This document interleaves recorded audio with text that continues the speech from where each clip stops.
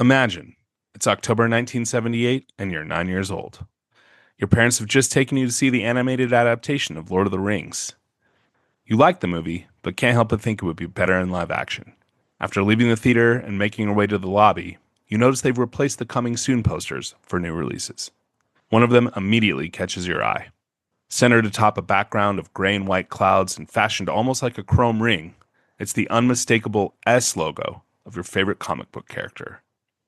Even more exciting, the clouds and logo are cut through with a streak of blue, yellow, and red, the colors of his iconic costume.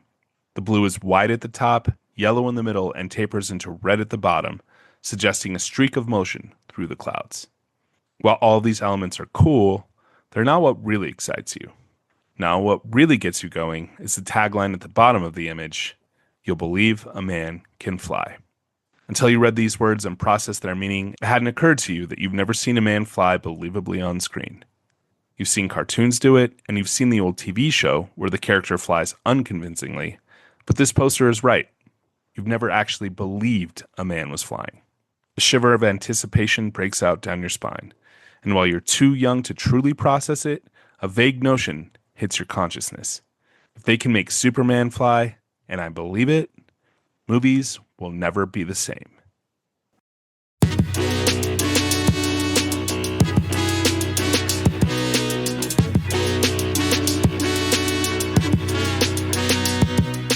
Welcome to Superhero Cinema Club, an in-depth exploration of the history of comic book movies. I'm Mark Schiff, and joining me as always is the Otis to my Mr. Luthor. It's Mike Karns. Thanks, Mark. Thanks for having me. Otis to Luthor. I think I might prefer something like Jimmy to Superman. Maybe even like Crypto to Superman. Crypto to Superdog. Wow.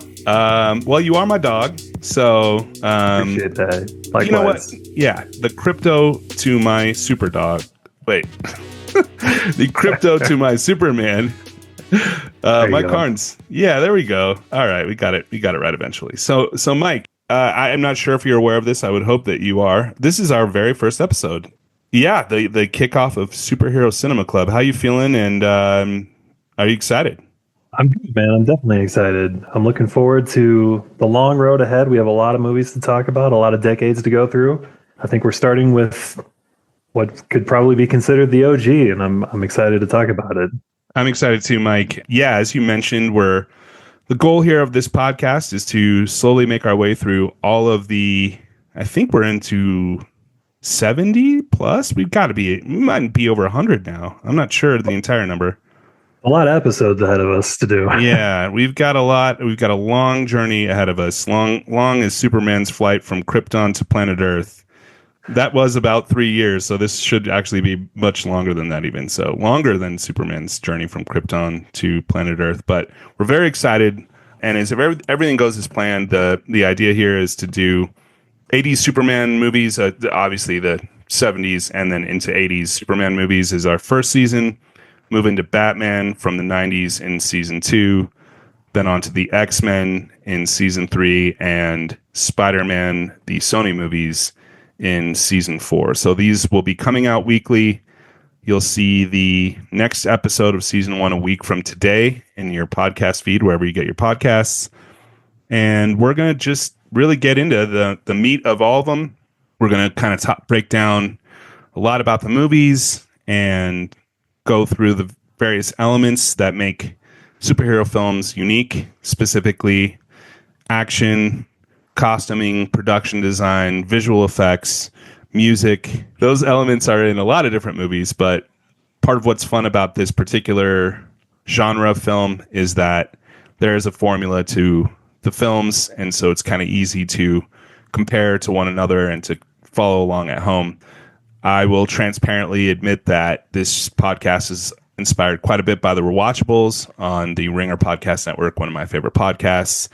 We kind of figured doing something somewhat similar to that, but focused specifically on superhero movies and going in a chronological order would be the kind of podcast I'd like to listen to, and we hope that you also enjoy listening to us. So without further ado, Mike, up, and away. There you go. Absolutely. Let's run into the nearby phone booth and spin around or whatever he does in there and come out the other side. Let's do it. So let's start with this, Mike, to take it back to the poster.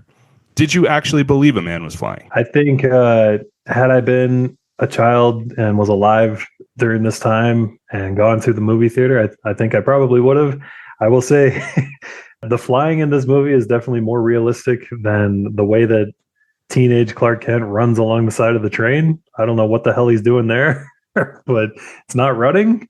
Yeah, I'm gonna say yes. I did believe that he was flying, especially for the effects that we're seeing at the time. I think it's pretty good if you look at it through the lens of history. Yeah, I completely agree. I think obviously there are some shots that are better than others. In the documentary that recently was released, Superman, on Christopher Lee Reeve's life, he talks about there was a crew of over 100 people involved just to create the flying effects. There were 3 different ways they primarily did it. They had some shots like the very first one that you see him flying from the Fortress of Solitude, and then kind of banking. Those were crane shots. They also used a lot of green screen. I think those are very clearly the worst of the visual effects. They also used rear projection for some of the shots. That was mostly used in the sequence with Lois Lane when they're on their romantic date flying through Metropolis. So Yeah, he's holding her by the fingertips.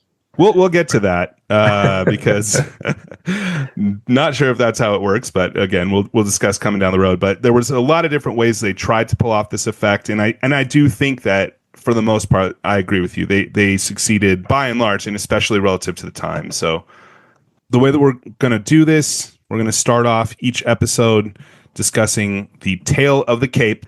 This will focus on various aspects around the film and how it was released. So Tale of the Cape for Superman, the movie, as it's often referred to and listed. I believe that's actually what you'll see if you look it up. It's streaming now on Max.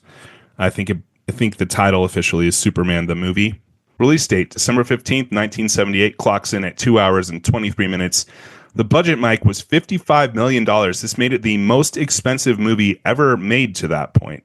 It's kind of interesting because I think that in some respects, this movie is obviously influential in a number of different ways, but I think the fact that it was kind of risk it for the biscuit in terms of the budget and the return, certainly a trend that has continued forward in superhero films from there on out. So they certainly risked a lot of money to get this film off the ground, so to speak, pun intended. And it was actually quite a troubled production. There are entire books written about the production to Superman, so you can definitely investigate more yourself. But the short version is a producing team, Ilya Salkind and his father Alexander, got the film rights to the film in 1974, and they hired French film producer Pierre Spengler as their producing partner on it. Now, they actually, Salkind family came from a Hollywood royalty, but they had somewhat limited experience making films up to this point. Their biggest success thus far had been the 3 and 4 Musketeers.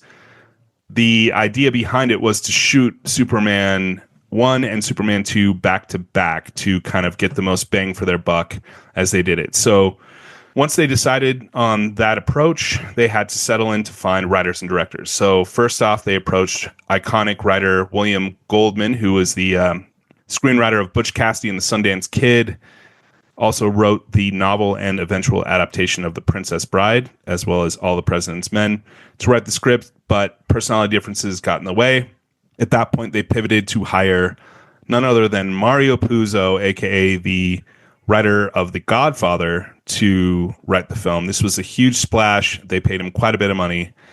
Ultimately, Mario Puzo turned in a script for both films that clocked at 555 pages. Now, Mike, if you know anything about film, basically 1 page, 1 minute. So this would have been 550 minutes. The napkin math for me would say that that is about a 9-hour film. So it'd have been four. Let's go. I'm kind of with it. I know Zack Snyder probably learned that fact and thought to himself, "You son of a bitch, release the Puzo cut. Let's hear it." I'm in. Release the Puzo cut. Yes, let's do it. Obviously, that wasn't really going to work, and ultimately, it was Robert Benton, who was the writer of Bonnie and Clyde, eventually Kramer versus Kramer and Ang Lee's The Ice Storm, quite a good film. Benton and his Bonnie and Clyde co-writer, David Newman, were brought in for rewrites, along with David Newman's wife, Leslie Newman. Nevertheless, this script wasn't still good enough, and Tom Mankiewicz, the nephew of the Mank of the David Fincher film, and quite a famous Hollywood writing family, came in to do a rewrite. He eventually claimed that not a single word of Mario Puzo's script was used. That's 550 pages down the drain. However, the Writers Guild was not happy with him kind of doing uncredited rewrites, so Mankiewicz was eventually credited with a creative consultant, and in the end, Superman's writing credits go to Puzo, the Newmans, and Benton, with story credit going to Mario Puzo. Pretty wild, just getting the writing done. Now they had to find a director. And Mike, let me tell you, they talked to the cream of the crop of the late 70s cinema to get this done. We're talking about Steven Spielberg, William Friedkin, who had done The French Connection and The Exorcist, our guy Francis Ford Coppola, and even a little young filmmaker named George Lucas. Now, if we're doing a fantasy world draft and you can pick any of those four to actually direct Superman, which one of those guys would you take? Spielberg. Spielberg is easily my top pick. He knows exactly what to do to capture film through the eyes of the wonder of a child, and a superhero film, I think, is right up his alley for that. I want to see him do a superhero movie today. It's never too late for my guy to come out and do the next Batman or Superman or whatever we want him to do. I think Spielberg's the top choice. Yeah, I totally agree with you. I think actually George Lucas potentially could have done it. I think that stock probably was lowered upon Howard the Duck, which I don't believe he directed, but was involved in making and is one of the great catastrophes of 1980 movies. Unfortunately, I don't believe we will be covering Howard the Duck on the podcast here, but go ahead and watch that one if you'd like. But yeah, subscribe to our Patreon page. You'll get that. That's right. That's going to be a bonus Patreon only. But yeah, you're totally right. It's actually kind of surprising that Steven Spielberg in his long and storied career has never directed a superhero film, because I totally agree. I think he'd be great for certain types of characters, the more, I would say, whimsical. Frankly, Superman is kind of the ideal character, I would say, for Steven Spielberg to direct. Maybe even Shazam or something, with where there's like a sort of something with kids, because he's obviously great with that. But yeah, I think I'd certainly prefer to see that. Coppola, I don't think it would have been great. And Friedkin, not quite in his wheelhouse. So obviously they weren't able to get any of those guys. It was a very tortured search for a director, and they ultimately ended up settling on a younger director by the name of Richard Donner. After seeing The Omen, that was the kind of the film that got them excited about Richard Donner. They paid him $1 million to direct both films. However, the production was not going well by the time that he came aboard, and they had to scrap a lot of different things, including the plan to shoot in Italy, because of their casting choice of one Marlon Brando as Jor-El. Now, this was another very significant decision in the production. They basically decided that if we're going to make this movie and we're going to spend all this money, we want to bring in Hollywood A-list actors. Again, because The Godfather was the absolute sensation of the 70s, they looked to Marlon Brando. He wasn't particularly interested and really kind of saw this more as an opportunity to get a huge paycheck that he could then use to fund other projects, including a documentary about the Native Americans. But ultimately, they did give him the part because he agreed of a salary of over $3 million and 11.75% of the box office gross. That would total $19 million. Brando got paid quite well for this. The next big maybe like 1 week's worth of shooting, would you say? No, Mike, come on, give him some credit. He decided to shoot for 12 days. Okay. He did not memorize his dialogue before showing up to work, and we'll talk about it here in just a couple minutes, but I think that work shows. So Brando gets paid a ton of money to come in. Now they got to cast Lex Luthor. Lex Luthor, the role goes to a lot of different people, or potentially a lot of different people, including Dustin Hoffman, who turned down the role. Eventually, they do settle on Gene Hackman, another one of the big 70s actors who obviously had just starred in French Connection, among other great 70s films, and paid him $2 million. Now, Mike, they've spent a lot of money. If you can do the math, that's basically 10% of the budget going to 2 stars in the movie. If you add in the million for Richard Donner, that's over 10%. So after thinking about some A-list stars, they decided to pivot to more of an unknown for the role of Superman. That being said, this does lead to some of the great what ifs in film casting history. So I'm going to give you a list of names. Tell me which one of these you'd prefer to see in the role. All right. Robert Redford, Burt Reynolds, James Caan, Warren Beatty, and Paul Newman were offered the part. Which of those 4 would you want to see? I honestly don't think any of those guys are a good fit for Superman. So I feel like it's a kind of a losing hand of cards here. But I think I might go Redford if he bulks up a little bit. I mean, he's got a good smile. You know, he can do that wink at the camera as he's flying by. He's definitely good looking enough to battle with Christopher Reeve. You know, they both have that charm and charisma on screen to play Superman. So gun to the head, I think I'd go with him. Yeah, I'd probably lean a little more towards Warren Beatty just because I can see him more clearly in that suit because of his dark hair. Paul Newman, I think, is an amazing actor. I think he's like one of the great screen presences of all time. And so I feel like he probably could pull off the gravitas a little bit. Definitely not buying Burt Reynolds. So actually, Superman I think I with might. a mustache is what I figure there. Exactly. I'd actually maybe go with Paul Newman, I think, for me. Other people were gunning for the role as it was obviously going to be a huge film.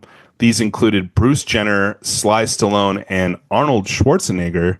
Schwarzenegger obviously had a super ripped physique and would definitely look like the strongest man alive. But as they point out in the Christopher Reeve documentary, as soon as he started talking, the whole truth, justice, and the American way thing kind of goes out the window. And I'd say that's just call that the accent from Krypton. You know, you could find a way to write around his accent there. actually love that idea, but I just, even with how ripped Superman becomes in later iterations, I just think it's a little too far. James Brolin, Nick Nolte, Christopher Walken, Chris Christopherson, Charles Bronson, and John Voight were all approached, if not ever offered the role. Again, just really hard to see any of those people It's in that basically role. anybody who was a male actor working in Hollywood in 1977. That's right. Yeah, they were extremely desperate and trying to find someone. However, they eventually settled on a relatively unknown Juilliard grad by the name of Christopher Reeve. Now, I'm going to go ahead and say this, Mike. I think that this is the most iconic in terms of actors that we associate in superhero roles. I think there's only one other person who potentially would take this, and we won't hear from him for another literally 30 years. I think he is the GOAT actor in terms of superhero role casting. What do you think? Who's the person you're thinking of? RDJ as Iron Man would be the only one, in my opinion, that potentially could compete. I thought you were going to say Hugh Jackman as Wolverine, but That's yeah, that's a really excellent point as well. I think that he's in there. Yeah, I mean, you say the word Superman, and the image that comes to mind is Christopher Reeve, I think, for most people, and couldn't have asked for a better guy to play the role. I know he's an amazing man, offset, and he had such the perfect look for the role, especially in the suit. I mean, I love Henry Cavill. I think he's a close second, but it's just too iconic for Christopher Reeve. I completely agree. Obviously, I was popping off about potential GOAT. I actually think I would give it to him only because even Hugh Jackman has other parts that we can still think of with him, whereas Christopher Reeve, his career was both completely skyrocketed as well as kind of kneecapped by this part. I think it was something that I don't think he resented the role necessarily, but I do think that it was extremely difficult for him to really break out in any other way. I'm not sure that I've seen another Christopher Reeve movie beyond Superman, and I've seen a lot of films. I mean, I don't know if you have. None of them were really big hits at all. He did make a real intentional point to try to go to different roles. He was a Juilliard trained actor and really didn't want to be kind of stuck in the idea of or just typecast as Superman for his entire career. But when you're just such an iconic character and you're really kind of break out on the scene playing that character, it's extremely hard to get out of. Yeah, the only other thing I know of from him that he did was I think after his accident, he did a remake of Rear Window because a character bound to a wheelchair, was something that he could play. So I haven't seen that, but yeah, I'd have to peruse his IMDb to, take a look at what else he did besides Superman. Yeah, I would really encourage people to watch the Christopher Reeve documentary that's on Max right now. It just premiered recently, and it's a really touching film. If you're younger and you're kind of not familiar with Christopher Reeve's story, he obviously played Superman, and then in the mid-90s, he was injured and became a quadriplegic after a horse accident. After that point, it was obviously really shocking for the American consciousness to see Christopher Reeve as Superman in such a position, and he became a real advocate for disability rights, a real hero and champion. And the irony obviously there is that he played a superhero, and then he's injured and actually becomes a real superhero in real life through his work for disability awareness and that community. A really, really honorable man. And that movie really gives you great insight into, the ups and downs with his life and career and everything. So highly encouraged to watch that, and much respect and rest in peace to Christopher Reeve. However, I would also say this, Mike. There is one other Christopher Reeve thing that I think people around our ages associate with him, and that would be Eminem jokes and lyrics. For whatever reason, Eminem has dissed Christopher Reeve 44 times on his various songs and albums. I'm an Eminem fan, I'm not going to lie. I put together, Mike, this list of a few different Eminem Christopher Reeve disses. I'd love to hear your favorite. First off of Who Knew, we got Skibbity Bebop, Christopher Reeves, Sonny Bono Skis, Horses Hitting Some Trees. That's not bad. That one's my favorite. Purple Pills, it's Mr. Mischief with a hat trick up his sleeve to roll up on you like Christopher Reeves. I don't know if I like that one because it's actually Christopher Reeve. Well, he basically calls Christopher Reeves every single time.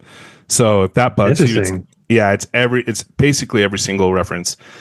On the song Rain Man, which I think a lot of people consider potentially Eminem's single worst song, I actually kind of like that one for some odd, weird reason. He raps like Yoda on it, and he actually takes credit for Christopher Reeve's injury on Rain Man.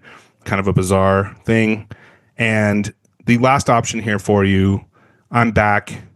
It's a sick world we live in these days. Slim, for Pete's sake, put down Christopher Reeve's legs. There's no line he won't cross. No, there's not. So we got to get you on record here, Mike. Which of those bars do you personally endorse and fully support when it comes to making fun of Christopher Reeve, which you're definitely about to do by doing this? Wasn't there? I think there was a lyric on his new album too. There is. Even his newest, yes, even on his newest album, Christopher Reeve has passed away I think he's been dead for almost 20 years. He's still dissing him from beyond the grave. I'll go with Who Knew as well out of this list. I think that's my favorite just because it has Skibbity Bebop in it. I think it's hard to rap on that. Christopher Reeves. That's definitely my favorite. Look, I don't really. Eminem. There are rumors. You're a fan of this podcast. If those rumors are true, we'd love to hear from you directly. Obviously, I don't know why he dissed Christopher Reeve 44 times, which was an astonishing number to discover.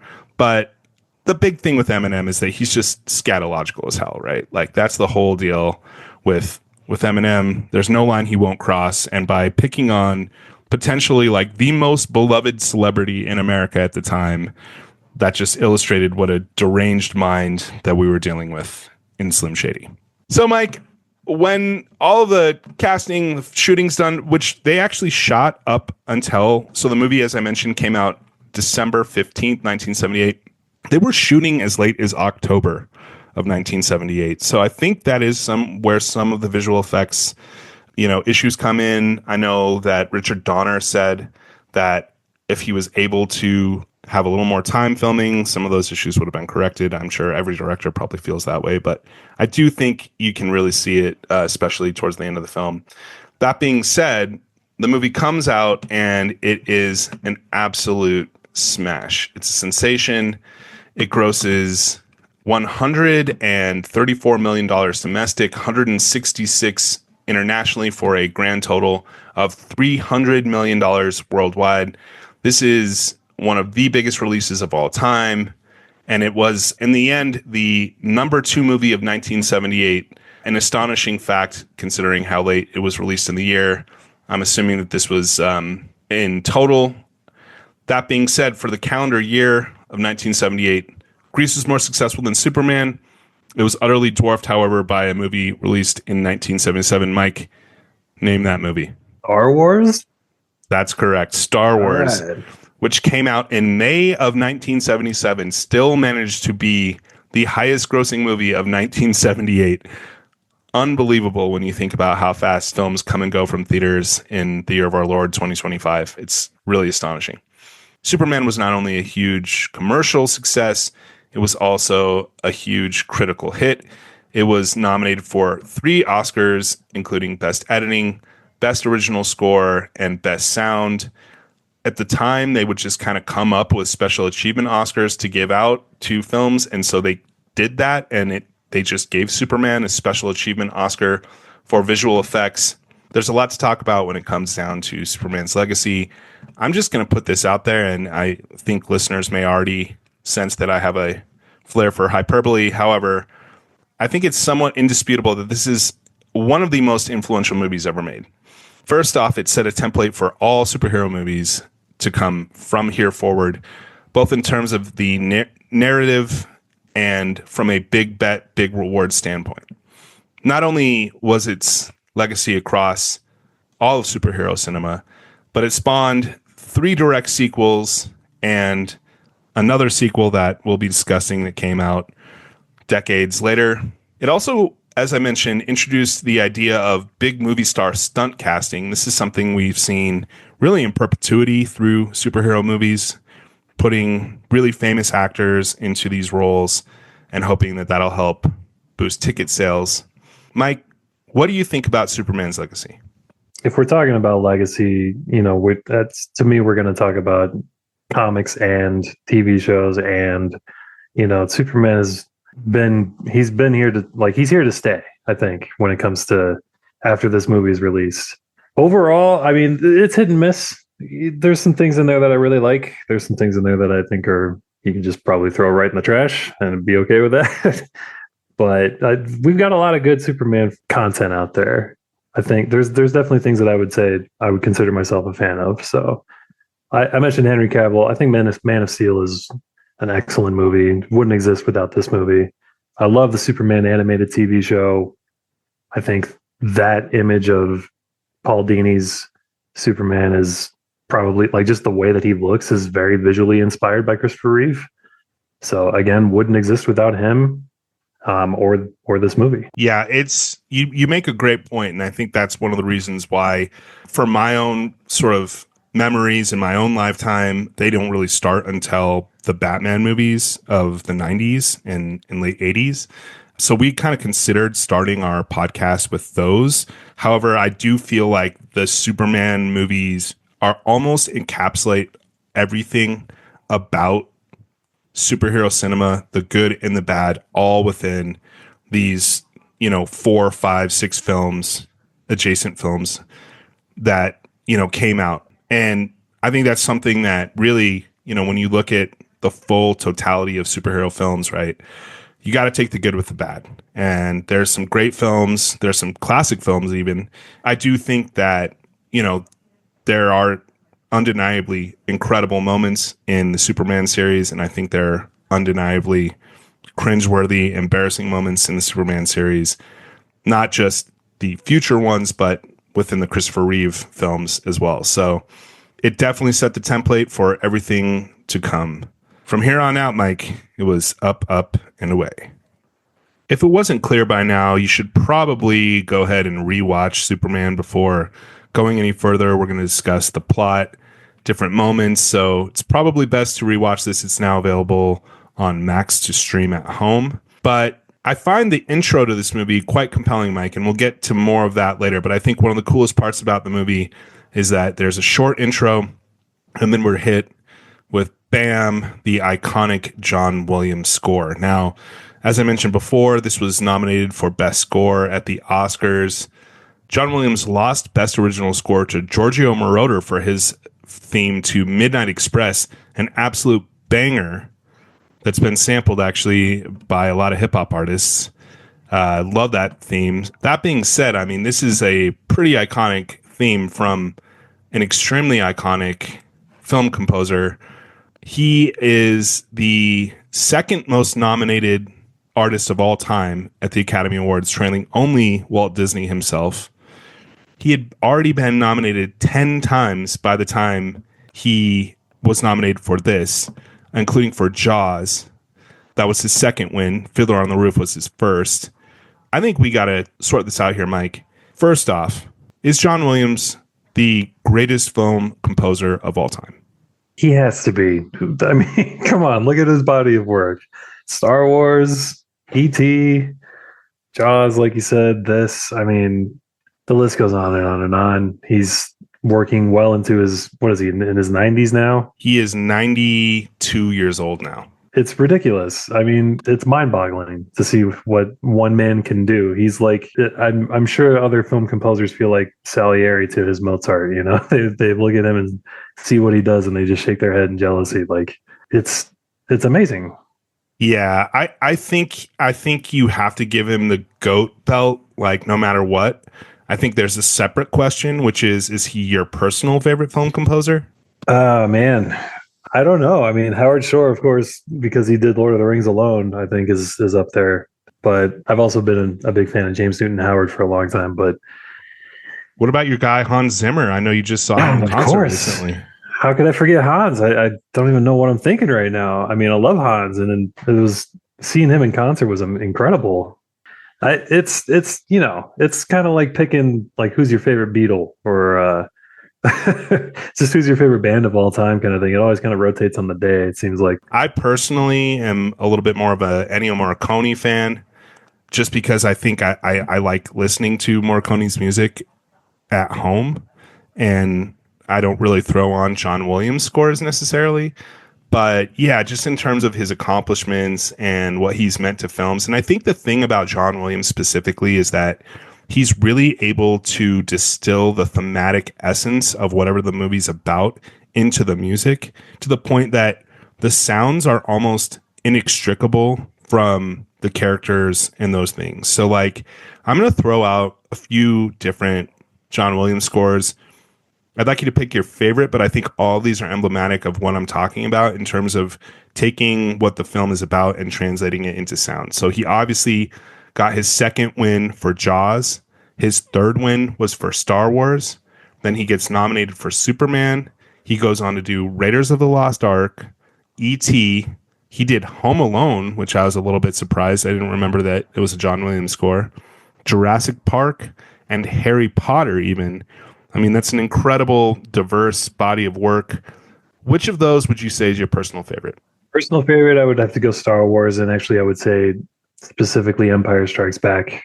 I think that score for the second movie is that he really upped his game. We have things like the Imperial March in there that became iconic in their own respect. The whole suite of the Millennium Falcon when they're flying through the asteroid belt is masterful. But I will say honorable mention of E.T. because it's so moving, that score, and there are classes that are taught about how impactful music can be in a scene where they show the ending of E.T. where they subtract his music, and it's just a bunch of characters just staring at each other blankly, and you don't really know what you're supposed to be feeling unless John Williams is telling you what to be feeling. So honorable mention there. But yeah, Empire for me is my favorite John Williams score of all time. Wow, that's an incredible note. I did not realize that. But yeah, that would totally make sense. There's a lot of funny, Instagrams and TikToks with, subbing out music to different soundtracks. And again, it's just inextricable, his contribution to these films. I'm It's not a deep cut, obviously. None of these films, they're all among the most popular films of all time. I'm going to go Jurassic Park personally. I remember when that movie came out, I had just read the book. I was like still kind of a kid. It was like one of the first adult books I read.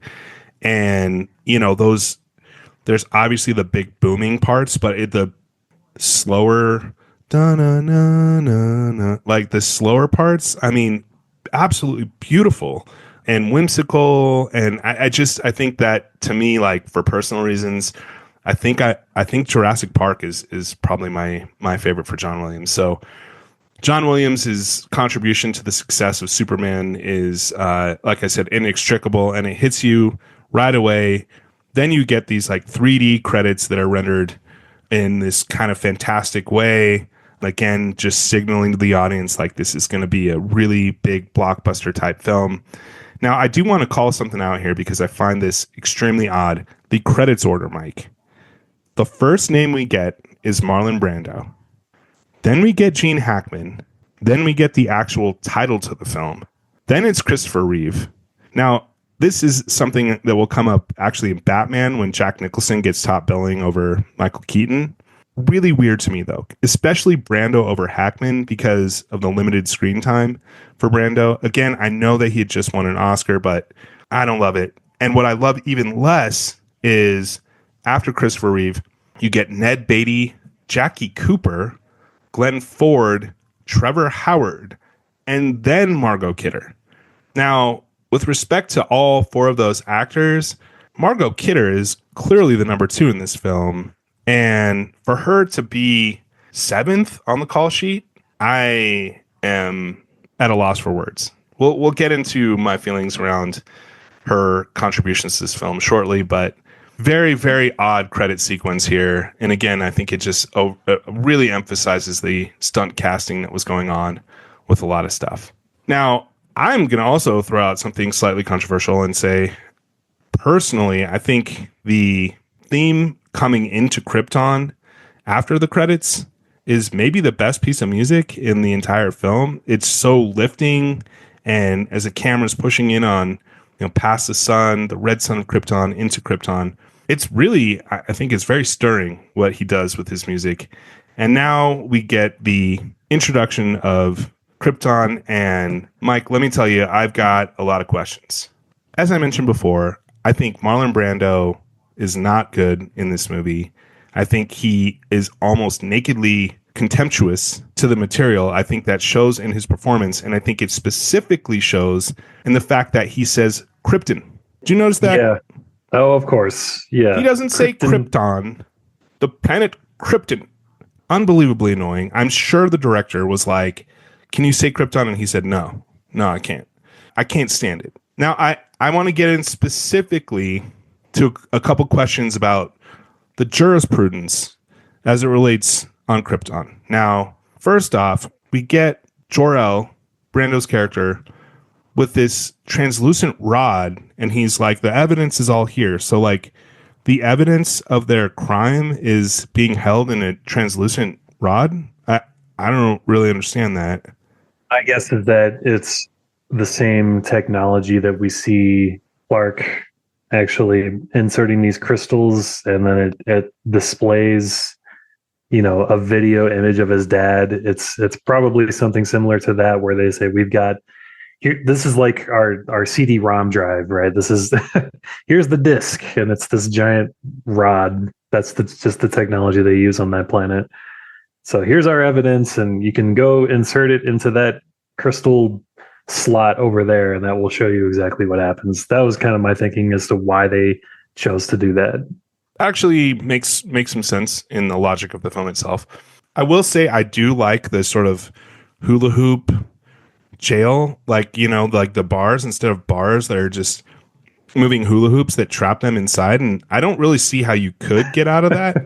I guess if you moved really swiftly, there is like a little opening, but it's like the same technology of like the spinning tires that sit out front of like a car shop, the 2 tires that balance on each other. Exactly. No, it was visually, it worked, I thought, for what they were trying to do. Yeah. That was cool. Now, I don't think that the Phantom Zone, which is the flat glass thing that they're put into. I'm not sure if they don't refer to it as the Phantom Zone, but that's what it's referred to in canon. So I have a question about this. They are unrepentant, right? Like, especially Zod is like, join me. He's like, it's not too late, Jor-El. I'm trying to even actively recruit you to my side, all the way up until the point where the Phantom Zone glass comes flying through the ceiling, trapping them. Now, immediately, they are like, I'm sorry, no, no. They're stuck in this glass. This leads me to believe, Mike, the Phantom Zone is cruel and unusual punishment. I think that again, that's an American legal system standard. I don't know if they have those same legal standards, but if I was like a lawyer, I would be like, this is inhumane. You cannot banish them into the Phantom Zone. They're literally going to spin in space for eternity. Like, they can't even die. Everyone on their planet dies almost immediately after this happens. I mean, if he wanted to sentence him to death, they could have just literally died with him and everyone else on the planet if they just kept him in the weird hula hoop prison. But instead, they put him in this trapped glass, and they're just shrieking in absolute horror, pain, cruel and unusual punishment. I would certainly fight that if I was their lawyer. Do we know what they did exactly? Is it explained? I mean, they wanted to take over the planet, and basically, it seems like it's a military coup situation. They wanted to, because he's General Zod, he wanted to do a military coup on the planet. Yeah. So we don't know the specifics around that and if he murdered a bunch of people to make that happen. We do see in the next movie that they are, in fact, they have no problem murdering people. So I don't know. Maybe this is it's just the equivalent of, life without parole for them. I know that they don't age or die or whatever in the Phantom Zone. It's just an eternity of being trapped, which does sound pretty cruel and unusual. You're right. But rough, man. It's rough. Whatever. Zod's a supervillain. He deserves it. I don't know. Fair enough. Another issue I have with the Krypton thing. Okay, so they're putting Superman, Kal-El, into this, ship that's going to send him to Earth. And like, Mom is just like pretty chill. She's like, I mean, if you had to literally give your only son away, you're about to die. You're shooting your kid into outer space. Who knows if he's going to make it on this perilous journey? And she's just like looking like a little sad. I don't know, man. I wanted a little bit more from Mom there, like a little more tragedy. The next point, I'll go into this a little bit more, but this has always been a problem with the Superman backstory in other movies too. It's been kind of a joke. Is just like, why doesn't our son get a hologram of me? Too. I'm his mother. Like, what the hell? Great point. I mean, he has no relationship with his mother, even though his dad literally tutors him for 12 years later on. Nothing from Mom, though. Yeah. Then this is the part. Now, I understand that there's going to be this, the Fortress of Solitude. He's going to actually mentor young Superman and help him become like Superman, go through his wilderness moment. But he says, and I quote, "See my life through your eyes as your life will be seen through mine." I can see how Superman can see his life, right? He's doing this recording. He has a thing.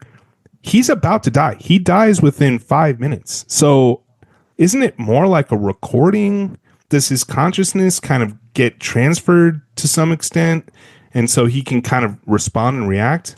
Yeah, I think it's that. I think he's uploading his consciousness into like a digital platform kind of thing.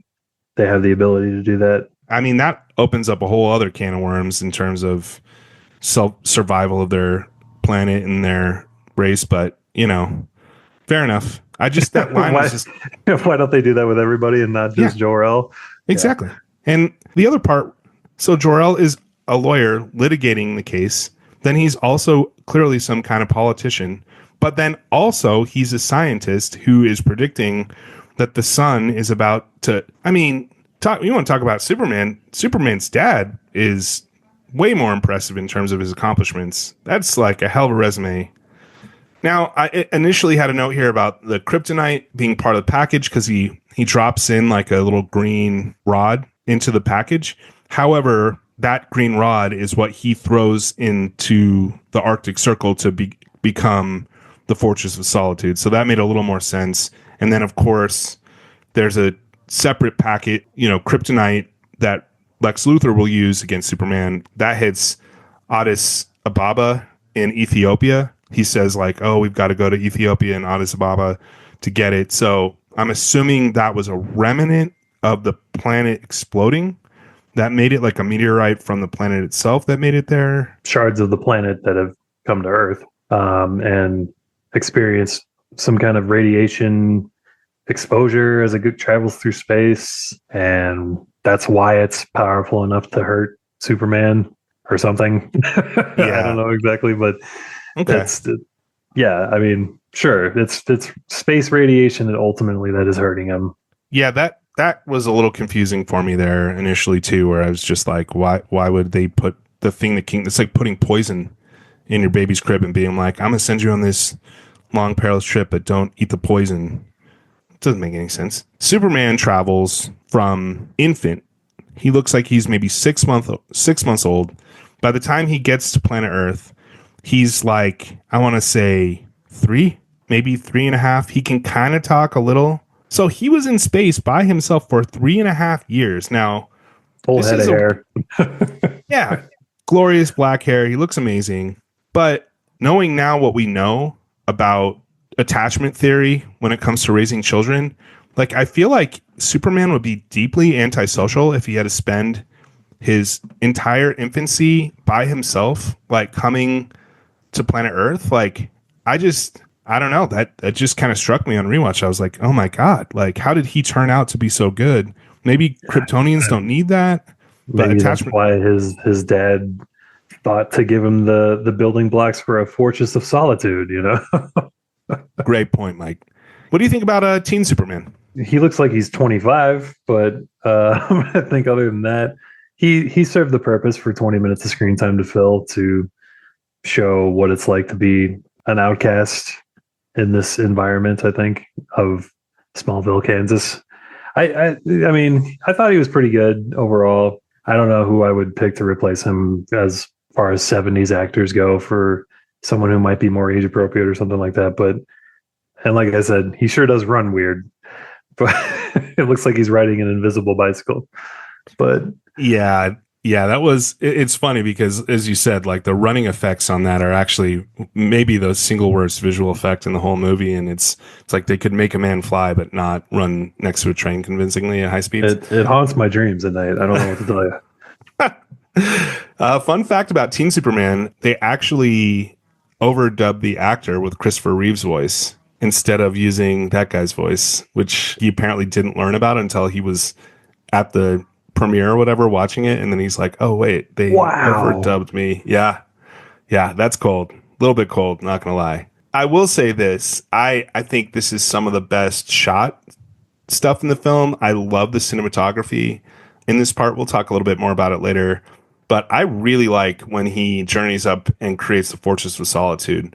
And that whole sequence, I think, is one of the better ones in the entire film. You kind of get a lot of exposition from Brando. He finally comes back and he's talking about stuff. And with all of what he says, and I think all of kind of the obvious symbolism, the only son sent to Earth symbolism, the mother who didn't actually conceive him, you probably get where I'm going here, and I'm just going to put it plainly. Mike, is Superman Jesus? There's a lot of matching symbolism there, which is really interesting considering Jerry Siegel and Joe Shuster, two Jewish Americans, conceived of this character. So for them to try and create a Ubermensch Christ figure in a way is pretty fascinating to me and always has been. I know stuff like Man of Steel really hits hard on that. You know, he goes and talks to a priest at one point. They ask him his age and he says he's 33, which was the age of Christ when he died.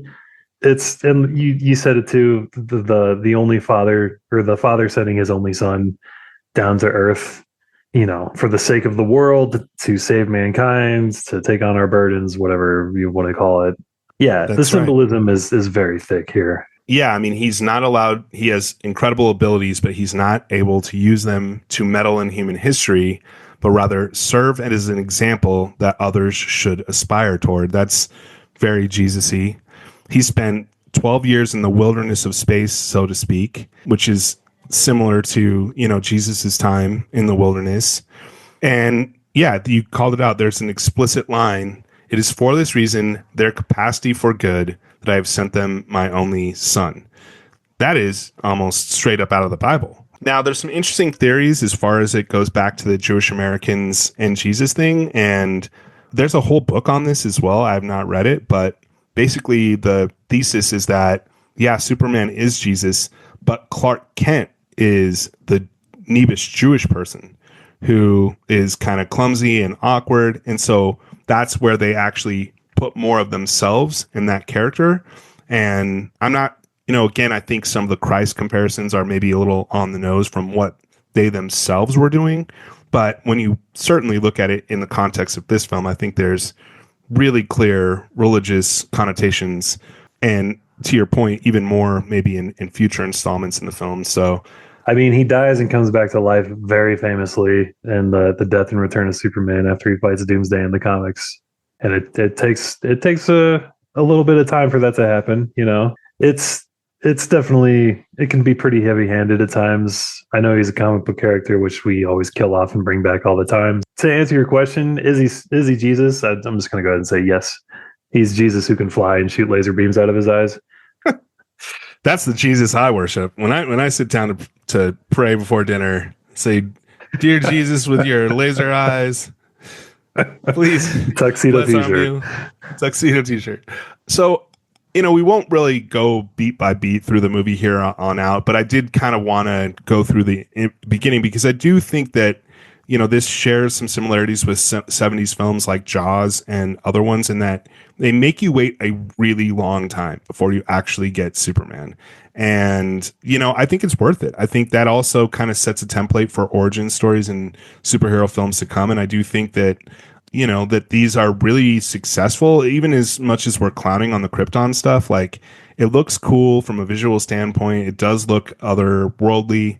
By the time that we finally get to the sort of second half of the film and when we're really getting into the meat of it, it feels really earned. And I really appreciate that about this movie. So now let's jump into the fun, big stuff. And let's talk about the action in this film. And I'm going to ask you, what do you think is the best action scene? Now, we have a few different options here. We've got the helicopter rescue. That's the sort of very first Superman kind of putting himself out there for the rest of the city to see.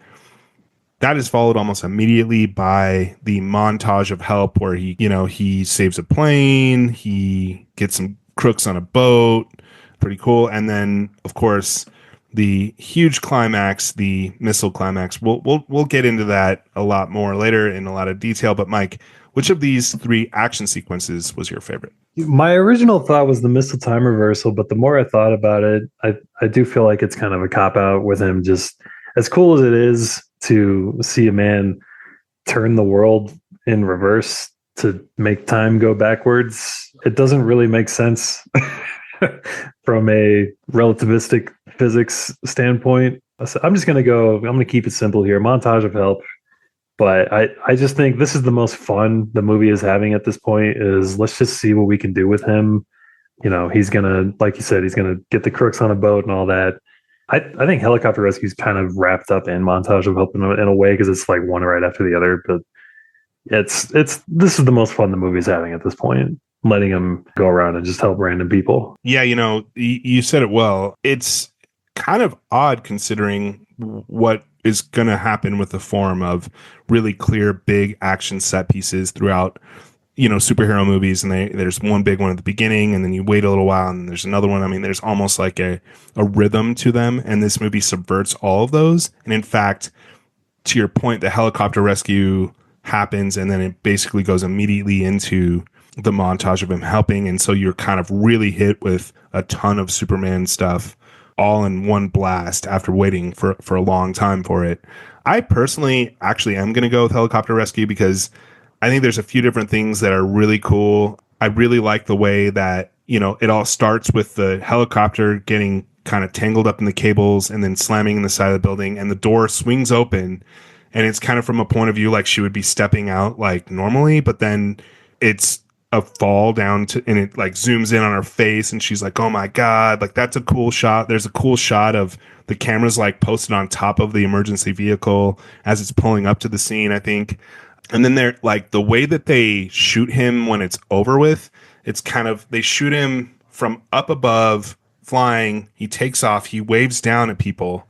And apparently, like this was like the hardest shot to get of all of the flying sequences because it's not only him, like you can clearly see him lifting off the ground, but then he has to kind of lean down and then keep going. I mean, it's a really cool shot. I love that, she asks like, "Who are you?" And he's like, "A friend." I mean, that's just classic line. And the other last thing is so he catches Lois, then the helicopter itself starts falling from the building and he catches it. But, you'd think, right, if you're like pulling a helicopter, you pull from behind. No, it's just like, it's nothing. I can lift it above my head with Lois Lane, a woman in my arm. I mean, it just does such a good job of really showing how strong he really is. Like he's a bodybuilder or something, lifting a weight up, doing a Exactly. suplex or something. Yeah. Exactly. And actually, I forgot to mention this before, but this is another fun fact about the film. David Prowse, who's the guy in the Darth Vader costume in the Star Wars films, he was Christopher Reeve's personal trainer that got him into shape to play the role of Superman. He was the one that got him in like his exercise routine, and he gained, I think, like out of 30 pounds of muscle. Like he got super ripped for the role. And it was all thanks to the guy that played Darth Vader. Let's talk now about the best non-action scene in the movie. I know we already went through some of the early stuff, the Krypton explosion, teenage Clark, the office introduction. So this is kind of where we jump in after the big Fortress of Solitude moment. Then the Lex Luthor introduction, and then finally date night with Lois Lane. Which of these was your favorite out of those options? I think I'm going to go office introduction here. Just it's the first time we see Christopher Reeve playing the bumbling Clark Kent. Again, you can tell people are having fun in this scene. Margot Kidder is doing her best Lois Lane that she can do here. Apparently, she's a Pulitzer Prize winning reporter, but she doesn't know how to spell a lot, which has always kind of baffled me. I just think, he's holding his briefcase. He's got papers in his arms. He's dropping everything all the time. Like it's a great showcase of his acting abilities that he learned from Juilliard, and he's just killing it in this scene. I just love it. I completely agree with you. And I'm actually going to go one step further and say, I think this is my favorite scene in the entire film. I think the way that all of the characters are all introduced is genius. I love her first line, her introduction. How many T's in bloodletting? Then Jimmy Olsen asks, "What are you writing?" And she says, "An ode to spring." I mean, that's good. That's good stuff. And in fact, it also does set what I think a lot of people observed at the time, and I'm sure you noticed watching it. There's a lot of like kind of goofball comedy in this movie. I mean, they really lay into the humor, and I actually think they pull it off, which is a little bit astonishing. Now, I think some of the Lex Luthor, the bumbling henchman stuff is certainly less successful in my opinion. But the tone from once, we're through the origin story and now in the second half of the film, there's a lot of comedy in this. And I really do think that this scene is almost like zany and madcap in a lot of ways. And it culminates with, to your point, him, saving Lois faster than a speeding bullet, right? And like snatching it out of midair. And the way it all just flows together from his first day in the office and all of that. I think, Perry White is pretty awesome in this. Jackie Cooper in that role, I think, does an excellent job. So yeah, I actually think this is probably on rewatch. This is like my favorite scene in the entire film. Now we're going to talk a little bit about the way they show the superheroes' powers. This is going to be something that is one of the topics we're going to discuss on all of these. And really the theme here is like, does the film represent the comic book abilities of the character in a cool and representative way? I actually think the movie scores somewhat lower on this. Now, as we mentioned, the big thing with this was like, he's going to fly. You're going to believe it. And we do. And that's cool. But there's some really questionable stuff when it comes to the rest of his power set in this. Now, specifically, the date night. We are alluded to it earlier.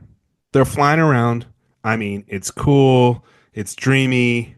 I actually kind of like it. It's very 70s, and it kind of, we'll talk a little bit about the production, some of the people involved later. I think it connects back to that. But at a certain point, he's not even touching her. Their fingertips. His finger cannot pass the ability to fly onto someone just by physical contact, right? I mean, that's never been. I didn't understand that either. I couldn't tell if he was just holding up her entire body weight with just his fingertips or if he was giving her the ability to fly. I mean, there's a lot about Superman's powers that kind of just don't make sense. It's just the writers say, well, he can do anything, so let's just do this. And it just doesn't make sense, you know. At some point, we have to have rules for what he can and can't do, even though he can do everything. But yeah, this date night is very confusing. And those rules, that's actually one of the biggest things that have Superman's been criticized for. He's so powerful, he's kind of boring because it's like, oh, what can't he do? He has ice breath and laser eyes. He can fly. He's the strongest man alive, and they gave him so much power that there's like almost, nothing that can defeat him except for kryptonite, which is, they had to come up with that, I believe, later in the comic books just to kind of, okay, actually, there is some degree of vulnerability with this guy. With that being said, how are you going to make this man turn back time by flying around the world? That is so lazy, frankly, in its construction. First of all, I don't believe that Superman has ever done that in the comic books. Maybe I'm wrong. Maybe there's some stuff somewhere in the canon. We'll talk a little bit more about our comics reading later, but I haven't read a ton of Superman in my day, so I could be totally mistaken here. But to give someone the ability to just turn back time like that is, I always say it wrong, but Deus Ex Machina or whatever, however you say that term, like the forced contrivance that settles and resolves the story. It bothers me so much that the climax of this movie is him flying around the Earth, which also, to that point, if you're going to reverse the polarity of Earth, wouldn't that just like screw up the poles and like magnetic north? Like, why would that necessarily reverse the events that have transpired on the temporal plane into now, oh, they're all reversed and undone? Hated it. I think this is just, screenwriter saying, well, you're thinking about it too hard. It's just, how do we show him turning back time? Well, he turns the world back the other way, and then he changes it back to normal again. He just turns the clock back 30 seconds so he can save Lois or whatever. But to your point, if he's going to do that, why doesn't he just go back a day to where he knows the plan, he knows what Luthor is going to do? Why don't they just stop him then? I was going to bring this up later, but that gets to part of it as well, right? Even if you're going to do that from a plot standpoint, like, or a power standpoint, that he has this ability, why wouldn't he nip the entire plan in the bud? He goes back 5 minutes so that he can save one person specifically. We're talking about the kids on the Golden Gate Bridge whose bus are destroyed. The Golden Gate Bridge is going to have to get repaired. I mean, we got to assume the death toll from this event is in the tens of thousands at a minimum, probably more like hundreds of thousands dead. And all also that he can save one person while, like, to your point, he knows the plot. He could go back to the exact moment when bumbling ass Otis is underneath, the missiles, putting in the code or whatever to set those, and just show up there, take him to jail at that point. I suppose now I'm thinking of this, they need to commit a crime for him to go to jail. So like they hadn't technically done anything wrong, but yeah, I mean, it was extremely confusing to me why, if you do have the ability to turn back time, just go all the way, man. I'm not saying go all the way back and kill Hitler or whatever. At least stop this missile attack from ever going down. It was very, very frustrating to me. I'm going to stew on that for a while, so we just need to move on. Let's talk now a little bit about casting and the heroes and villains in the film. As I mentioned before, I think Superman, like, this is like one of the definitive comic book performances of all time. Christopher Reeve as Superman. We don't need to get too much into that, but I would also say I am super impressed by Margot Kidder as Lois Lane. I think she's very funny. She's very charming. She has that late 70s independent woman feminist spirit about her. She's whip smart. She's not interested in kids. I think the way that she flirts with Superman on the date. Initially, I was a little like, why are these questions so personal to you, Lois Lane? Like, you have the chance to interview the first, flying being ever, and you're like asking him about like what he eats and is he got a boyfriend or a girlfriend and stuff. Like, it's like kind of a little bit embarrassing, honestly. But rewatching it, I mean, I think that scene again just kind of crackles with some sparks. I think they have excellent chemistry, the two actors. I really believe them as a couple. I think she's the second MVP honors in this film after Superman. What do you think? Second MVP, I might actually give to Gene Hackman. I struggle with the Lois role a little bit. I feel like there hasn't quite been someone who has captured what Lois Lane should be in all the iterations we have of her. Amy Adams and I forget the name of the actress who played Lois in the Kate Bosworth. yeah. But I don't know. To me, like I feel like excuse me, I feel like Lois Lane should be more assertive, more headstrong, more serious about her career, and to see someone who's so easily swayed just because she's attracted to him, granted he's basically a god, but I don't know. It might have something to do with I was very used to seeing the Lois Lane from the animated version, and she's to me that's like the definitive version because they really nailed her character in that, I think. So Interesting. Yeah, we're going to agree to disagree on that one because I think she's to me the definitive Lois Lane by a significant margin. I mean, I do think I see her point to a certain extent, but I also do think she's extremely like strong-willed, and we see a lot more of that I think in Superman 2, which we'll talk about in our next episode. But yeah, you're right um, about that. I think she does an amazing job with the character, and I think Margot Kidder, rest in peace. She had a pretty tragic life, and was also I think kind of somewhat typecast as a result of this film, and had some mental health struggles. But to me, like I said, I think she's easily the second best part of this film.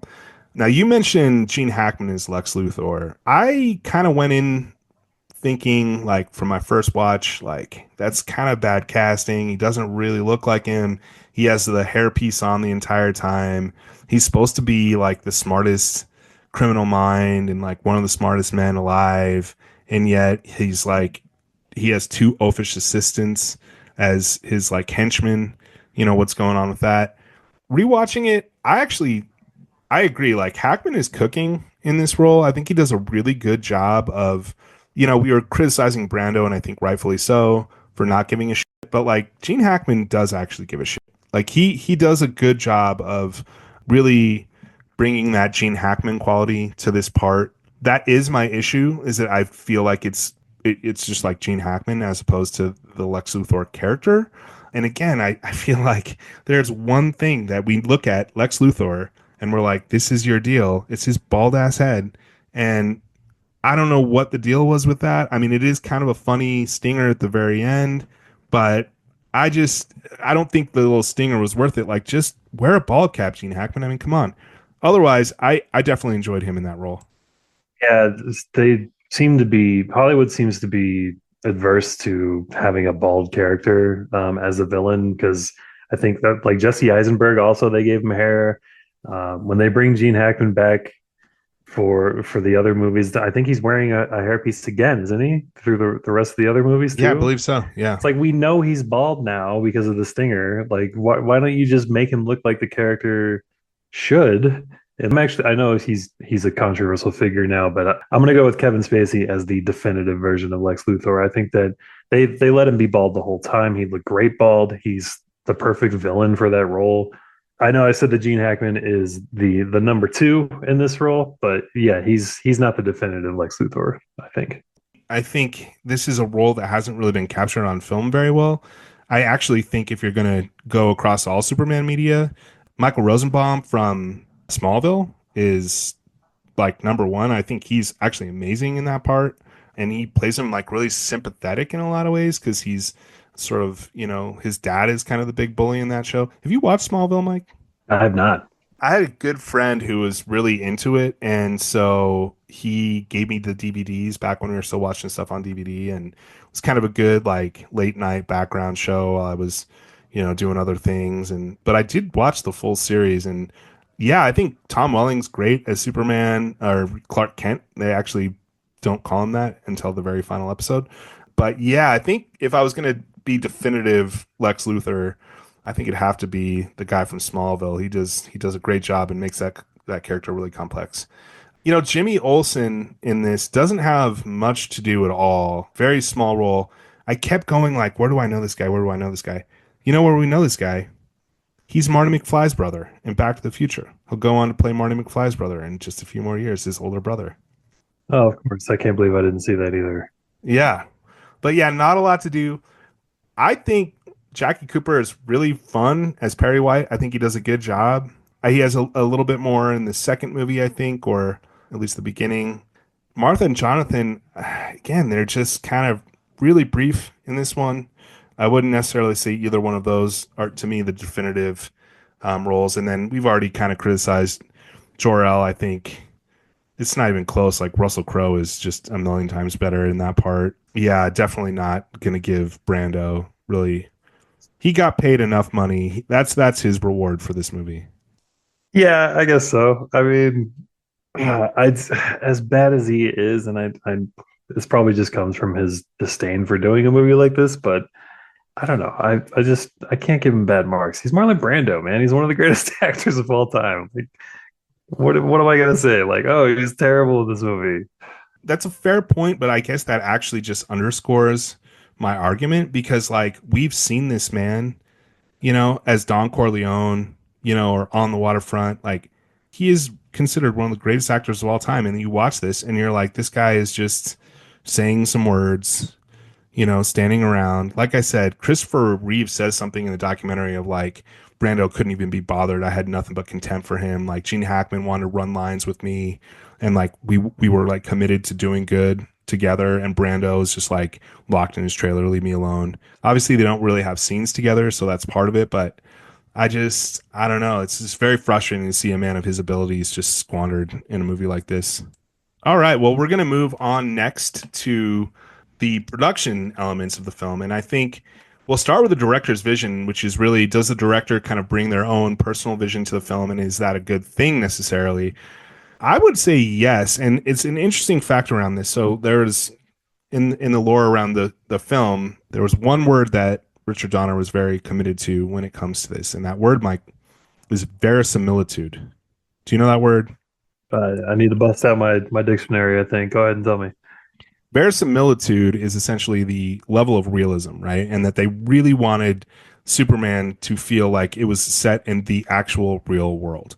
And I think he does an exceptional job of that, especially the scenes in Metropolis in the second half of the film. I actually would argue that that word would kind of be the defining feature of all of Richard Donner's films. So I'll give you a short list of Richard Donner movies, and maybe you can tell me which one is your favorite. We've got The Omen, which was his film preceding this, and got him the job. He also directed The Goonies, as well as all the Lethal Weapon films. Actually, kind of retired really after the Lethal Weapon movies. His last film was 16 Blocks with my guy Mos Def and Bruce Willis. Actually, never seen that film myself, but he also directed Scrooged. He directed the TV spinoff or the TV adaptation Maverick with Mel Gibson, who he worked with quite frequently, and he also directed the Michelle Pfeiffer, Matthew Broderick fantasy epic Lady Hawk.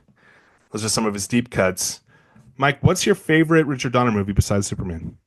I think The Goonies is probably my favorite out of this list, but I was raised on The Omen, as odd as that sounds, that sentence is, but I think that's a great movie. I love Gregory Peck in that movie. But I think just as sheer fun entertainment and one of the most iconic things of all time, The Goonies, of course. I mean, come on, it's just that's a great movie. Yeah, Goonies was a massive movie of my childhood. Obviously, being someone who was a kid in the 80s, we just love that. And, as I said, the idea of realism, I actually feel like that's one of the best representations of how kids actually behave with one another that's ever been on screen. They tease each other. They're kind of mean to each other. They're kind of always talking over each other. Everyone thinks that they're the smartest one and knows what's best to do.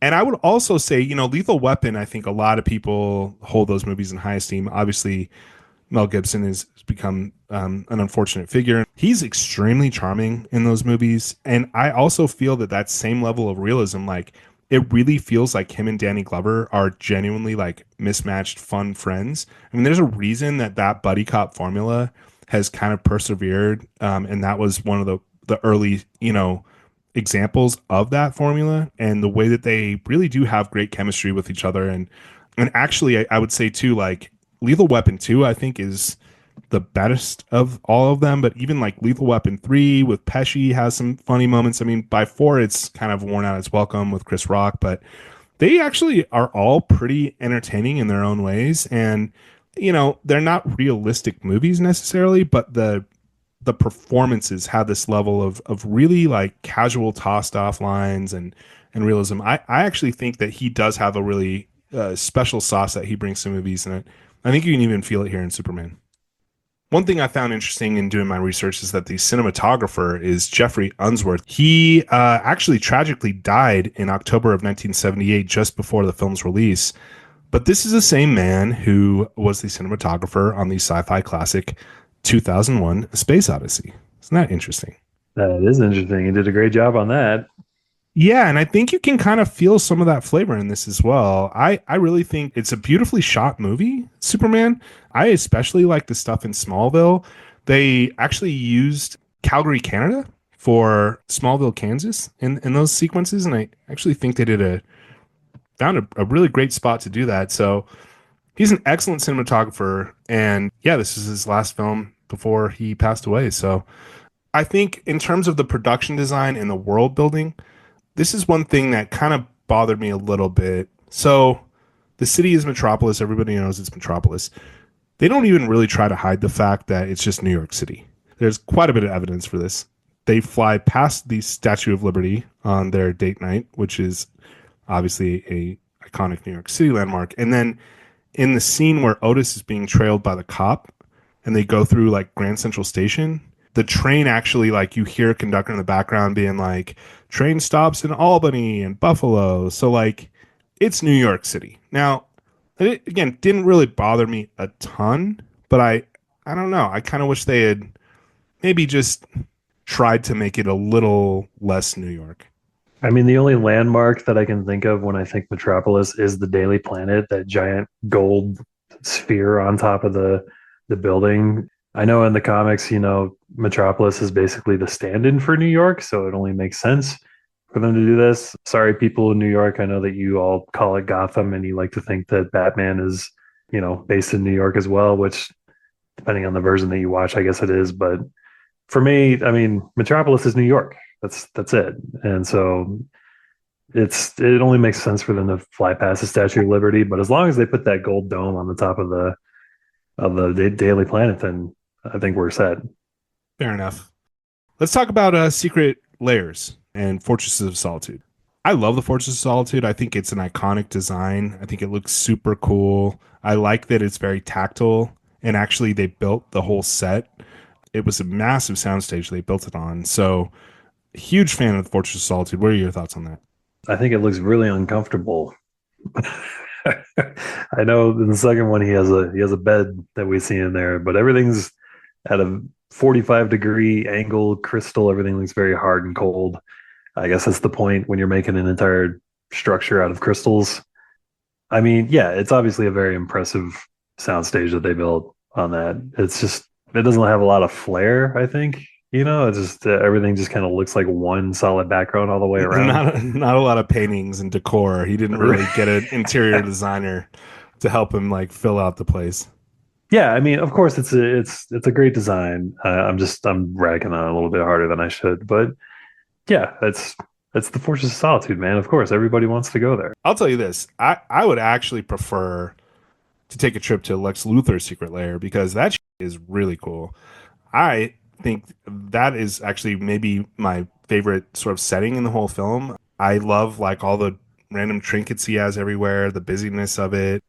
I think it definitely feels like it's an underground secret lair. I think it might have something to do with like the way that the water comes up where the steps are. There's that kind of pool that they have that feels like it's water coming up from like maybe the sewers or underground or something like that. But that I thought was a nice touch. It gave it a feel of it being underground. I also think that it's like the ultimate snobby rich guy decor. There's like Absolutely. busts, and the giant wood oak desk that he sits behind, and there's globes and things, and a lot of maps, of course. It's a great design. They nailed Lex Luthor. Just if you were to take his identity and put it into a place, this is like how much better can you get?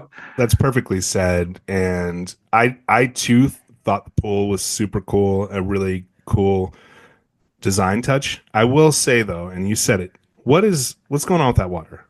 Like you got to assume that that water is. It's flooding in from somewhere else. I don't know. I mean, hopefully he's got some pumps that are doing some serious filtration. But what I'm getting at, I have a feeling that place stink.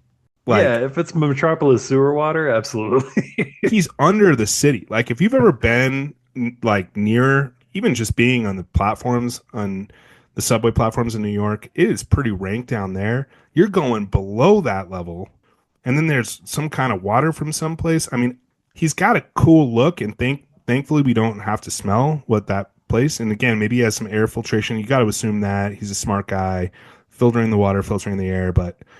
I don't know. I just couldn't escape the thought that that place just absolutely stinks to high heaven. You think he hired a bunch of contractors to come in and let's run some pipes down here. Let's make sure that the air vents are all up to code. Absolutely. I'm assuming he did. Unfortunately, that was not in the script, but we are going to talk about the writing of the film. And I noticed a few different things. I think this is a very well written superhero film. First thing that caught my eye, Mike, the opening line. It's Jor-El when he's in the trial and he says, "This is no fantasy, no careless product of wild imagination." I think that's a very clever opening line for a superhero adaptation on the big screen. I also found, and we alluded to this before, that there's an iconic. It comes from the TV series The Adventures of Superman that was in the 50s, starring George Reeves, and it's the opening of Superman. So what they say is, "Look up in the sky. It's a bird. It's a plane. It's Superman." And then the narrator comes in and says, "Yes, it's Superman, a strange visitor from another planet who came to Earth with powers and abilities far beyond those of mortal men. Superman, who can change the course of mighty rivers, bend steel in his bare hands, and who, disguised as Clark Kent, mild-mannered reporter for the great metropolitan newspaper, fights a never-ending battle for truth, justice, and the American way." Depending on your age, that is kind of just stuck in your brain always is one of the great sort of character introductions in TV history. What I found really cool is that they found multiple ways to incorporate those iconic lines into the film. So he catches the bullet, proving that he's faster than a speeding bullet. He doesn't do anything with the train. It's not like he proves he's more powerful, but he does race a train. So they're No, no, no. He at the end when California is falling apart, he lays down on the railroad track and the train goes over him. So I think that's kind of more powerful than a locomotive. okay. There you go. And do you notice what else he does right before that train comes to him? He bends steel with his bare hand to like one of the tracks is like broken. So he bends the steel with his bare hands. And then he does change the course of a mighty river when it's flooding and, about to take out the whole town. Like he does all of the things that are in that show's intro that makes him so special. He does not, and I don't believe, jump over a building in a single bound at any point. But if you can show him flying, like that kind of beats jumping over buildings, right? So that one's kind of a wash. And yeah, he does fight for truth, justice, and the American way. Although he does kind of lie to Miss Tessmacher. He says, "I can't lie to you." And then he does something that directly contradicts what he told her. I can't remember the exact thing, but yeah, he does kind of lie. There's that, but there's also kind of themes where his dad says, Jor-El says, "You cannot interfere with the events of human history." We have one of the most catastrophic missile attacks in the history of, America. I mean, this would have been like the biggest thing of the 20th century if it had actually gone down. He still lets that go down, so I guess he doesn't actually intervene directly with that, but it kind of does show that he will bend his moral code a little bit if needed. Now, it's not like he's out here breaking the bad guy's neck, unlike some versions of Superman that we know. But I just did find that the writing was very clever in sort of taking the things that audiences, especially of the '70s, would be familiar with, and then literalizing them on screen. Now, the other thing I wanted to point out here, and I wouldn't say this is a particularly deep movie, despite the Superman is Jesus discussion we had earlier. That being said, I actually think that the keystone for the whole film is the introduction. So basically, as soon as the movie starts, there's like a Superman reel that's like on like an old time movie screen, right? And they're like talking about the character being invented in the 30s. Like it sort of breaks the myth, and it's kind of introducing him, right, as a character. And then the movie pulls out from beyond even the square aspect ratio there and into the title theme and the credits, right? I think that is the essence of the entire film. That what is Superman really about? It's about the power of movies to show us things that we've never seen before and take us places we could never imagine. Now, that's not especially deep and it's kind of a meta theme, but fitting for a movie whose poster is promising some visual effects extravaganza. I do think that that is the essence of what Superman's about. What do you think about that? I think it's kind of heralding in a new age of cinema in a way. I mean, they didn't realize it at the time, I don't think, but showing us that a man can fly is just the start. We're going to see along the next couple of decades here more than that. We're going to see a man bit by a spider who can swing through the cityscapes. We're going to see a man who wields a magic hammer and can shoot lightning from it, travel back in time to defeat a purple alien. This is where it all begins. And so I think maybe intentionally to a degree that they're showing us, what we're taking down on a comic book page, we're going to put up on screen. And this is the very beginning of that. So I think that's what it's really about. Yep, I totally agree. It's what is Superman about? It's about the power of movies themselves. Let's talk briefly about Superman's costume and secret identity. So I think the costume is good. My only issue is that the S on the back is like not filled in with more color. Like it's just the S symbol. It's like on his cape. It's not like actually rendered in full color, which I just found like kind of an odd choice. I don't know why they wouldn't add a little more flair to that. Otherwise, I think actually Christopher Reeve looks kind of amazing in that costume, especially given kind of how capes are famously kind of difficult to pull off in real life when it comes to these types of adaptations. I actually think he does a pretty good job of it. I think it does to a degree just look like spandex for what the source material that they were adapting. It's kind of hard to envision. Well, is this like a form fitting leather, or is this like if they're trying to be practical to what the actor can do on screen while also making it true to the comics? And it might look a little bit like a Halloween costume at times, but I think Christopher Reeve is what sells it. Let's talk his secret identity as Clark Kent. Now, this has long been one of the real big criticisms around the Superman character. I think that's fair to a certain extent. He doesn't wear any kind of mask. And so if you know Clark Kent, wouldn't you just immediately be like, oh, that's just you without glasses on? I can appreciate that. I will say, I actually think this is where Christopher Reeve is phenomenal. He is so good at Clark Kent and at making him clumsy and awkward. Like he's socially awkward. He's bumping into stuff. He's got his big glasses on. He just does not come off as really heroic. He even kind of slunches his shoulders. There is a scene in the documentary about him where his son is talking about how the best scene in the entire Superman franchise is the one where he's with Lois after their date and he's like, he comes back as Clark Kent and he's like, am I still going to take you out tonight?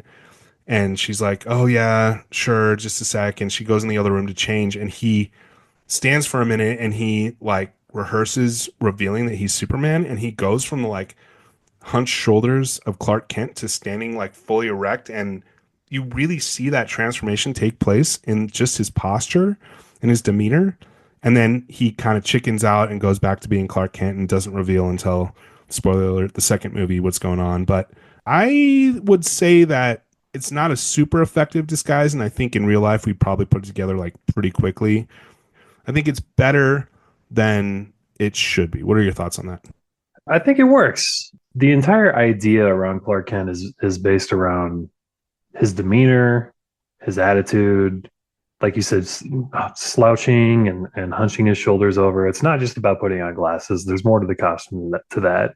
It's about giving people a reason to doubt any reason, like why would he be Superman? That guy's a total dweeb, you know. And I pulled a comic off my bookshelf here, Superman Birthright, because they address it specifically in here.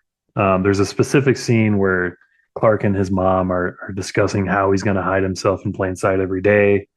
He's wearing a t-shirt and they say, no, we got to get rid of that. You can see your abs through your shirt. You look too strong. And they give him a collared shirt and a jacket to go over it. Comb your hair. Don't, you know, comb it a certain way. Make it go down. Change your voice so that you sound softer and weaker than you actually are. Don't stand up straight, you know, things like that. So I think it's more than just glasses, and that's why it works for me. The biggest thing for me is his boots. Where does he hide his boots? He's got his costume on underneath. You know, where is he just carrying his boots around with him at all time? I don't understand that. Never have. Excellent point. Excellent point. I didn't really thought about the boots, but yeah, I mean, you said it. I think even the voice here, Christopher Reeve does such a good job of kind of turning Clark Kent to kind of talk like this a little bit nasally and like almost Kermit the Froggy a little bit. I noticed at times. 100%. Right? Like, Frog, yeah. yeah, he really does like a very nasal kind of voice. And yeah, I was very impressed with his ability to kind of embody those exact things you're just referencing in the comic. That actually leads us to the perfect transition to our final category, the overall comicness of the movie. And specifically, does this make you want to read the comics further? I would say that this is an emphatic yes. I think it's a huge win in terms of drawing you into the character, making you want to know more about him by getting into the comics and just kind of seeing, like, I think the representation of who the comic book version of Superman is, despite my many grievances around the power sets and things like that. I think it really does capture the essence of Superman, the character, very well. They really had to work closely with DC and kind of promise them that they would like not stray too far from the comic books in order to get the rights to this movie. And I think they actually did an excellent job of that. So, Mike, what are your thoughts on that? And then we'll talk about our favorite Superman comic. Why don't you lead us into that too? It almost just kind of scratches the surface of Superman as a whole. You know, you said earlier that it takes a long time for them to actually reveal Clark as Superman. I think it's like 40 minutes in for us to get to that point. So we don't get a lot of time with Superman in this movie. It kind of leaves you wanting more. And I think comics are a good source material to go back to get that. As far as the favorite Superman comic, it's a bit of a deep cut, but my favorite Superman comic is called Red Sun, which is an alternate storytelling of where instead of landing in Kansas as a baby, he lands in Soviet Russia and is raised to be a communist. And he's kind of the Ubermensch figure there. And America lives in fear of what this man can do, almost like a nuclear bomb kind of allegory. They don't know if they're going to send him over to destroy our side of the world or not at any point. And then it goes from there, but it has a fantastic ending. It's kind of mind blowing what they do in the story of Superman Red Sun. That's my number one. Yeah, it's a great pick. I've read that comic as well. I absolutely loved it. And without spoiling it, like really awesome surprise ending to that comic as well, even beyond the sort of high concept premise. It actually does a very cool ending to that as well. I'm gonna actually say Grant Morrison's All-Star Superman. I know this is one of the more acclaimed Superman comics. It's certainly not a deep cut, but I think it really captured the essence of the character in an amazing way. It's basically about Superman is actually getting poisoned by overexposure to the sun. So he knows that he has a limited time left. It's almost like he has cancer. So he's kind of wrapping up his life on Earth, you know, closing all the things and finally like coming out to Lois. It's a really beautiful and heartfelt comic. It has a lot of deep cut characters. and references for the hardcore Superman heads. Quite frankly, a lot of that stuff went way over my head. I didn't actually understand it, but it's a testimony to the storytelling that not knowing all of those characters, I could still really enjoy it. Highly recommend All Star Superman, and I love the cover as well. That image of him sitting on the cloud, kind of looking into the like camera with this sort of serene, tranquil look on his face. Just an absolutely, I think, iconic, maybe my favorite single image of Superman in all of comics. So yeah, with a shout out to Red Sun as well as Doomsday. One was probably one of the first comics I read as a kid. I definitely would go with All Star Superman. All right, well, let's wrap it up. Like I said, just a couple airings of grievances. I kind of went through mine earlier. The one other I would just add, well, two others I would add. So Lex Luthor's plan just kind of doesn't make a lot of sense. Like this guy clearly has a lot of architectural genius. He built an entire secret layer like right under their noses in Metropolis. Like if you have that level of knowledge and expertise around architecture and development, like why do you need to blow up half of California to just because you bought a bunch of land that's like not even really like the fertile, I guess it is kind of fertile in certain parts of the central California, but like it feels like there's better ways to do it than that. I don't know. That kind of bugs me. I think they do something similar with Lex Luthor, and in the third one as well. He has some kind of land plan that he's working on, their real estate plan. He does it in Superman Returns. He with Kevin Spacey. I'm a little tired of seeing Lex Luthor just work on his real estate business. There's other villains out there that they can do. I personally am looking forward to the day where we get a Superman versus Brainiac movie. I would love to see that on screen. I think that's a perfect villain for him to battle. So Heck hopefully we'll get yeah. something like that soon. Yeah, I think the other one that bothers me, and maybe he learned this from his father Jor-El, but Superman just takes Lex Luthor and Otis and just drops them into jail. Like they haven't been on trial. There was no actual, they weren't convicted. I mean, to be fair, they are guilty of that crime. It's indisputable. It's an absolutely monstrous crime. They, as I mentioned, are responsible for the death of, at a minimum, tens of thousands of people. But the ending of the movie, he just drops them off in jail, and they're like, "Thanks a lot, Superman. We'll take it from here." They don't get trial. They don't, have their, fair day in court. That's not the middle word is justice, Mike. Where's the justice in That's a that, great man? point.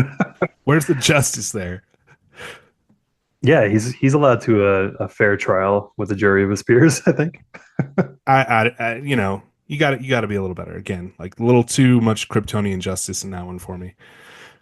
All right, so we end each episode with our final verdict on the film. We have six options, and boy, comic book movies certainly run this gamut. We got terrible, bad, okay, good, great, and classic. Mike, Superman the movie 1978. What do you give it?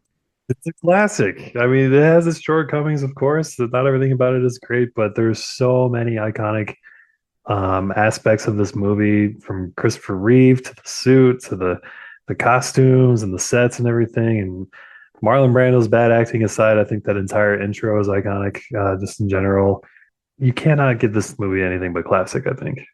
Totally agree. I mean, it's almost like, what are we even doing here making a superhero podcast if we're like, I thought it was okay. It's just like, no, this is a classic movie. Sets the template, as I mentioned, for almost all superhero movies to come. Iconic performance, iconic lead actor, and a really heartfelt and very rewatchable movie. I felt like too, every time I watched it, I enjoyed it more with each viewing, to be honest. And that is one of the hallmarks, I think, of a good comic book movie, is that you really enjoy it more. It's a movie you want to kind of spend more time with and come back to and rewatch. And yeah, this is absolutely the definition of a classic movie. Now, we like to get out of here with just a quick little additional viewing for other people who, maybe are a little younger than us and they haven't seen some of the other films. Now, we're not going to recommend in this part comic book movies because obviously we'll be discussing those. We are both big fans of all types of cinema. So, Mike, why don't you get us started? Recommend a film that's connected to this that you would love viewers to check out. I think with this movie being very lighthearted, and fun and good for the whole family. I'm actually going to go to the opposite end of that spectrum and go with Richard Donner's prior movie that he made to this, The Omen. We talked about it a little bit. I think it's a great film. It's a great horror movie. Gregory Peck is amazing in that role. Also has a lot of iconic elements just with Damien in general, and 666 and The Mark of the Beast and things like that all come from this movie. It's one of the great horror movies of all time, I would say. So it may not be a good double feature for this movie, but if you're looking for a good horror movie from the 70s to watch, The Omen is a fantastic pick. It's an excellent recommendation. I really watched it I'd kind of seen bits and pieces, but really sat down to watch it closely for the first time, I think really within the last year or two. And it is a great movie. It is very scary. Gregory Peck, as you said, is excellent. It's one of the rare movies that has kind of a kid in a big role that actually, he does a good job and is quite disturbing. And yeah, the original Omen by Richard Donner, excellent suggestion. I'm going to go with what I kind of consider somewhat of a deep cut from Gene Hackman, and that would be The Conversation, his film he made with Francis Ford Coppola. Now, this is a kind of a deep cut for both of them. I mean, relatively speaking, for two hugely successful 70s icons, but Gene Hackman has role is basically he overhears the titular conversation, the themes around being constantly surveilled and people watching your every move and feeling this sense of people kind of always spying on you and even sharing that information. Very resonant themes for a movie that's sort of has a technological center around like a super powerful microphone. It's a really great film, and like I said, it's kind of a deep cut for both Francis Ford Coppola and Gene Hackman. So if you haven't seen it, highly recommend checking out The Conversation. Well, speaking of conversations, that brings our debut episode of Superhero Cinema Club to a close. Thank you so much for listening. We really appreciate it. Follow us on all the social medias that will be listed in the show notes. Come back and see us next week when we discuss Superman 2. Thanks, Mike. This was fun. Absolutely. I had a great time. I'm looking forward to many more conversations around further superhero films and Superman 2. Superman 2. There's a lot of drama and backstory for that one too to get into, and we will be discussing both the original Superman 2 and the Richard Donner cut. We look forward to seeing you next week. Thanks for tuning in, y'all.